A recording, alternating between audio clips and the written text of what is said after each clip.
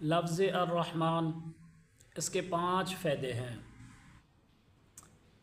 Number 1، جو بندہ ہر نماز کے بعد 100 بار اس اسم مبارک کو پڑھے گا اس سے دل کی غفلت اور بھولنے جیسی بیماری دور ہو جاتی ہے اور اللہ تعالیٰ دنیا کے معاملات میں آسانی پیدا فرماتے ہیں۔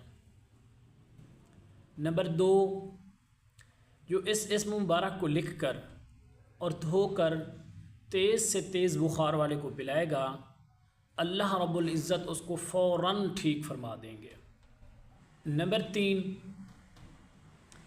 اس اسم مبارک کو کثرت سے پڑھنے والا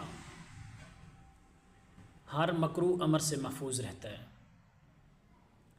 نمبر 4، جو کوئی 41 دن تک روزانہ 41 بار یا رحمن الدنیا والآخرتی و یا رحیمہما پڑھے گا اس کی ہر ضروری حاجت پوری ہو جائے گی۔ نمبر 5،